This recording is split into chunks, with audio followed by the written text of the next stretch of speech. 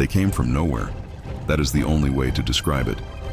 One decade, the Mongols were a scattered collection of nomadic tribes on the freezing steppes of Central Asia, fighting each other over horses and grazing land. The next decade, they were the most terrifying military force the world had ever seen, and nobody, not the greatest empires on earth, not armies of hundreds of thousands, not walls of stone or rivers of fire, nobody could stop them. This is not an exaggeration. This is history. Between 1206 and 1294, the Mongols conquered more land than any empire in human history. They shattered China. They obliterated the Islamic Golden Age. They rode into Eastern Europe and nearly reached the Atlantic Ocean. Entire civilizations, cities that had stood for 1,000 years, cultures that had produced art and science and philosophy, gone, erased. In some cases, the population loss was so catastrophic that the regions did not recover for centuries. So the question is not just how the Mongols won. The question is why nobody could stop them. What made them so different from everything the ancient world had faced before? And what finally broke them? To understand the Mongol terror, you have to start with Genghis Khan. Born around 1162, probably named Temujin at birth, he entered the world in conditions that should have killed him. His father was poisoned by rivals when Temujin was a child. His family was abandoned on the steppe by their own clan, left to starve. He was captured and enslaved as a young man. Everything the world threw at him was designed to break him. It did not break him.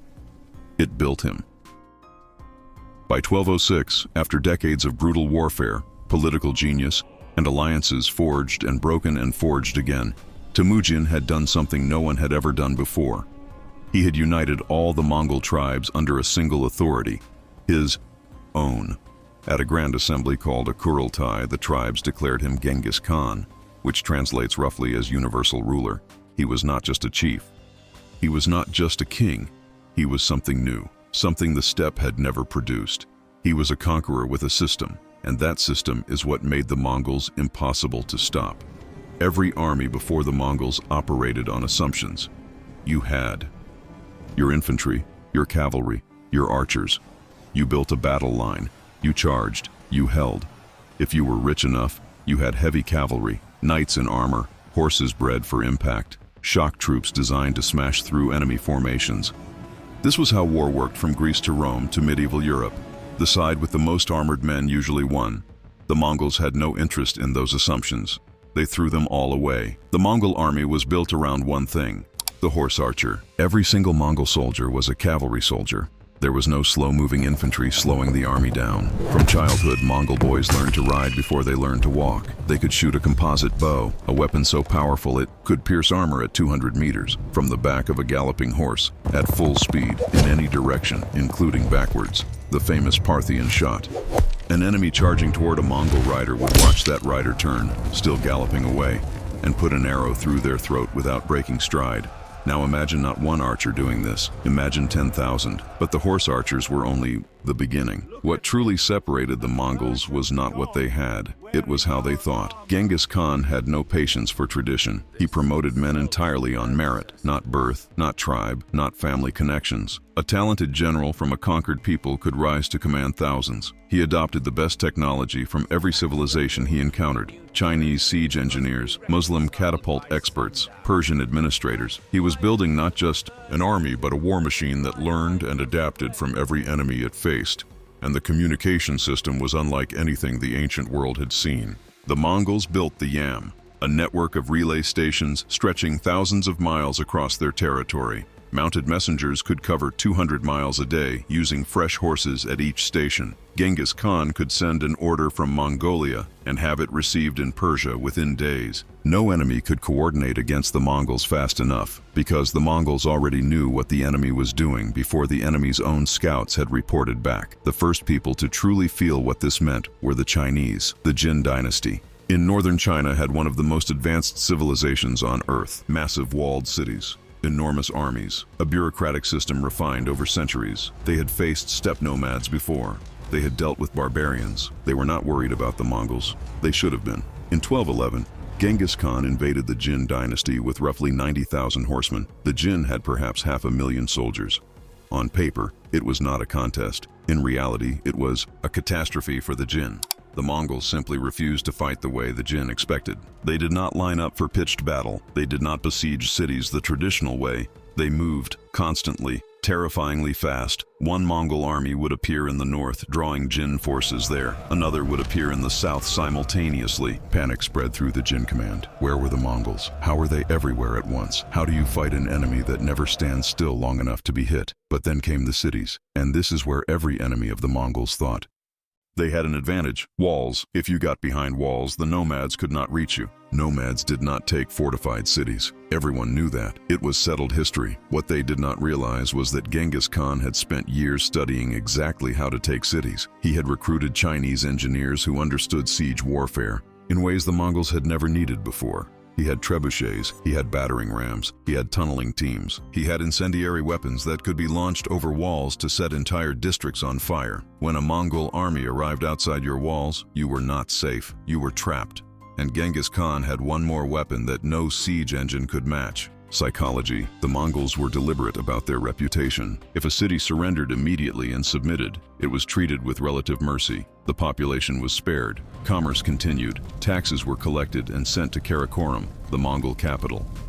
Life went on, changed, diminished, but alive. If a city resisted, if it made the Mongols work for it, the punishment was total. Every person, every building. The Mongols would sometimes dam a river to flood a city's ruins so completely that future travelers would not even know a city had been there. The message was simple, and it was heard across the known world: do not resist us. And many cities did not, but some did. And what happened to those cities became legend. Samarkand was one of the great cities of the world in 1220, a jewel of the Islamic Golden Age with a population of perhaps 500,000.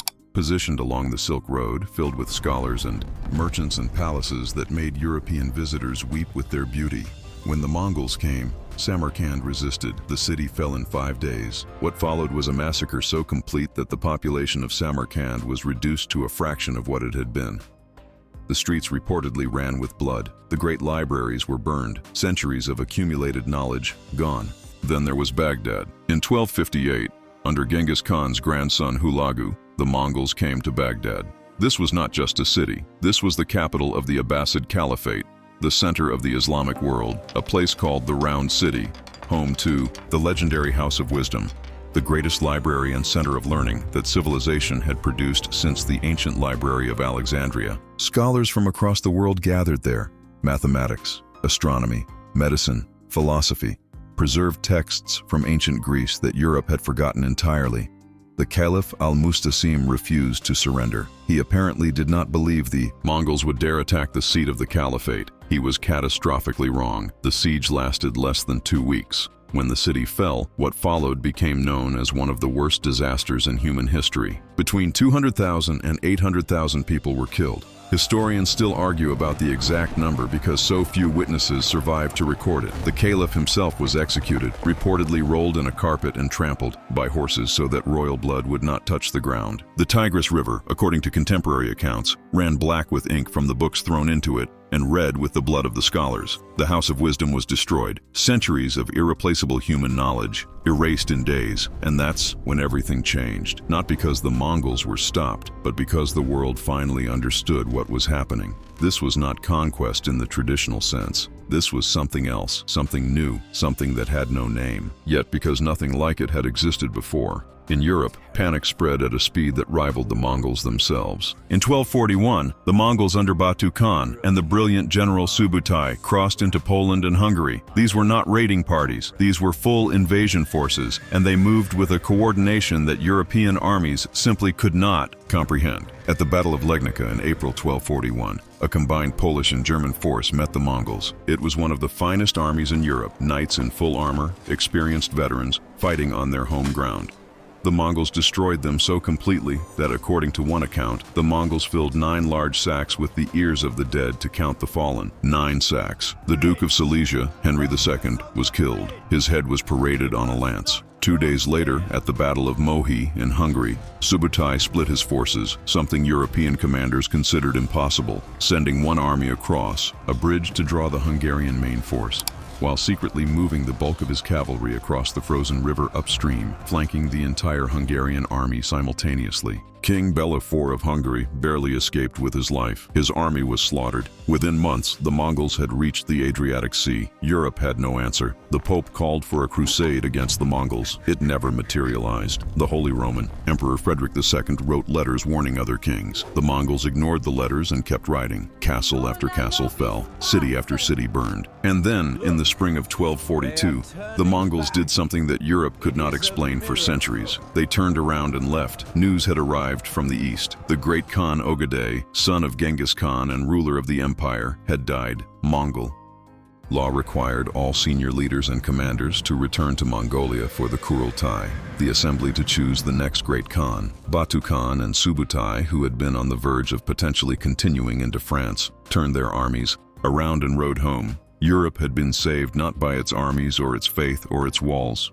It had been saved by the death of a man thousands of miles away from drinking too much wine. But the Mongols were not finished, not even close. Under Kublai Khan, Genghis's grandson, the empire continued to expand. China fell completely. The Song dynasty, which had resisted for decades, was finally conquered by 1279. Kublai Khan became the first ruler of the Yuan dynasty, ruling China from Beijing. He declared himself the Great Khan. He built a second capital. He hosted Marco Polo. He attempted to project Mongol power into new directions, and that is when the Mongols finally started to lose. Japan was first. In 1274 and again in 1281, Kublai Khan launched massive naval invasions of Japan. The first invasion was driven back by Japanese resistance and a severe storm. The second invasion, the largest naval force in history to that point, nearly 140,000 men, was annihilated by a typhoon so catastrophic that the Japanese called it kamikaze, the divine wind. The Mongols had met something they could not adapt to. They could conquer land, they could not conquer the sea. Vietnam and Java resisted successfully. The Mongols, who had never fought in tropical jungle terrain, found their horses useless, their supply lines stretched to breaking, their soldiers dying of diseases they had no immunity to. The same machine that had worked perfectly on the open steppe and the plains of Europe and the deserts of Persia ground to a halt in the rainforest. And then came Ain Jalut. In 1260, in a valley in what is now Israel, a Mamluk Egyptian army met a Mongol force in battle. This was not a desperate last stand. This was a calculated trap. The Mamluk commander Baybars, himself a former slave who had risen through the ranks by pure ferocity and brilliance, understood something crucial. He understood that the Mongols used a tactic called the feigned retreat, pretending to flee, in order to draw the enemy out of position, then surrounding and destroying them. He had studied them. He was ready. When the Mongol cavalry charged and the Mamluk left flank broke and ran, which looked exactly like the beginning of a rout, Baybars held his right flank firm and counterattacked the Mongol flanks simultaneously. The Mongols, expecting to chase a fleeing enemy, found themselves surrounded. The Mongol commander Kitbuka was captured and executed. His army was destroyed. It was the first time a Mongol field army had been decisively defeated in open battle. The myth of Mongol invincibility, which had been one of their most powerful weapons for 70 years, cracked. Not shattered, cracked, but the crack was enough. The Mongol Empire did not collapse overnight. It fractured. The vast territory was simply too large for any single ruler to administer, and after Kublai Khan, no great Khan ever commanded the loyalty of all the successor states simultaneously. The Ilkhanate in Persia, the Golden Horde in Russia, the Chagatai Khanate in Central Asia, the Yuan dynasty in China, they fought each other. They converted to local religions. They intermarried with local populations. They became, slowly and then all at once, less Mongol and more Persian, more Chinese, more Russian. The plague did the rest. The Black Death, which swept from Central Asia westward through the 1340s and 1350s, killing perhaps a third of Europe's population and enormous portions of Asia's, traveled along the very trade routes the Mongols had built and protected. The Pax Mongolica, the Mongol peace that had connected east and west, became the highway for the most catastrophic pandemic in human history. The empire that had knit the world together became the conduit for the disease that nearly tore it apart. By the end of the 14th century, the Mongol Empire as a unified political entity was gone. What remained were successor states and memories, and a death toll that historians still struggle to quantify. Some estimates suggest the Mongol conquest killed 40 million people. Others put the number closer to 60 million. In a world with a total population of perhaps 400 million, that is somewhere between 10 and 15% of every human being alive on Earth at the time. And yet the legacy of the Mongols is not only destruction. The Silk Road, which the Mongols kept open and protected for a century, allowed an exchange of goods and ideas between East and West that shaped the Renaissance. The gunpowder the Mongols used, learned from the Chinese, eventually reached Europe and changed warfare forever. The administrative systems they built in conquered territories survived their rule by centuries. Even the postal relay system, the Yam, became a model for communication networks that influenced everything that came after. Genghis Khan himself, who was illiterate, who came from a culture with no writing system, left behind one of the most complex and far-reaching political legacies in human history. The Yasa, his code of law, established religious freedom across the empire at a time when Europe was burning heretics. It established protection for diplomats. It established meritocracy and military promotion. In many ways, it was more sophisticated than the legal systems of the empires the Mongols destroyed. The soldiers who rode with Genghis Khan did not call themselves conquerors. They called themselves the people of the felt walls, the people of the jir, the tent, the portable home that could be packed up and moved in an hour. They came from a culture that had no cities, no libraries, no stone monuments, and they reshaped a world full of all those things in less than a century. So why could nobody stop them? Because the Mongols were not fighting the way their enemies expected. They were faster, they were smarter, they adapted. They learned from every civilization they conquered and used that knowledge to conquer the next one. Their enemies kept preparing for the last war. The Mongols were always fighting the next one. And here is the question that should haunt you. The Mongols were turned back from Europe by a single death, the death of Kublai Khan in 1241. Subutai, arguably the greatest military mind of the medieval period, was recalled before he could finish what he started. If Kublai had lived another 5 years, if the Kurultai had not called the commanders home, if the divine wind had not destroyed the Japanese invasion fleet and the Mongols had kept sailing east and south, if Ain Jalut had gone differently, as it nearly did, how much of the world we live in today, its religions, its languages, its borders, its cultures, would simply not exist?